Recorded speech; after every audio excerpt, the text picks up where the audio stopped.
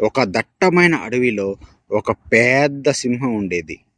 అది అడవికి రారాజు కాబట్టి చాలా గర్వంగా ఉండేది. ఒకరోజు ఆ సింహం మధ్యాహ్నం పూట ఒక చెట్టు కింద హాయిగా నిద్రపోతోంది. ఆ చెట్టు మొదట్లోనే ఒక చిన్న చీమల పుట్ట ఉంది. సింహం గురకపెట్టి నిద్రపోతుంటే ఒక చిన్న చీమ బయటకు వచ్చి పొరపాటున సింహం పంజా మీద పాకింది. ఆ స్పర్శకు సింహానికి మెలకువ వచ్చింది.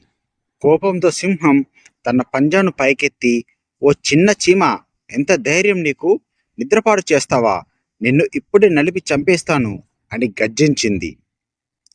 అప్పుడు ఆ చిన్న చీమ భయంతో వణికిపోతూ, "మృగరాజా, నన్ను క్షమించండి. నేను కావాలని చేయలేదు. నన్ను చంపకండి. ఏదో ఒక రోజు నేను కూడా మీకు సహాయం చేయవచ్చు" అని వేడుకుంది. అప్పుడు సింహం పెద్దగా నవ్వి, "నువ్వా?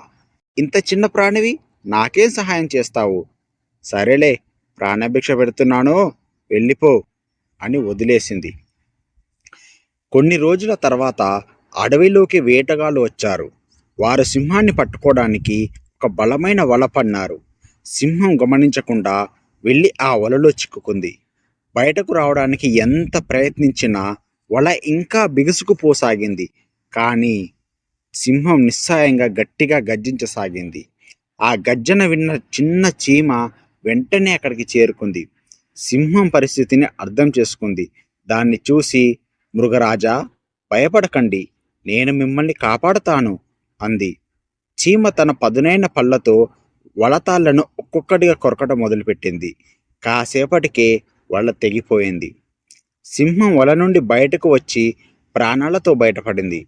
అప్పుడు సింహం చీమతో, "మిత్రమా, నన్ను క్షమించు.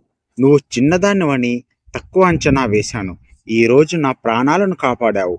చాలా కృతజ్ఞతలు" అని చెప్పింది. అప్పటి నుండి సింహం, చీమ మంచి స్నేహితులయ్యారు. ఈ కథలో నీతి ఏంటంటే, ఏ ప్రాణిని తక్కువగా చూడకూడదు. రూపంలో చిన్నదైనప్పటికీ ప్రతి ఒక్కరికి ఒక ప్రత్యేకమైన శక్తి ఉంటుంది. మనకు ఇతరుల సహాయం ఎప్పుడైనా అవసరం కావచ్చు.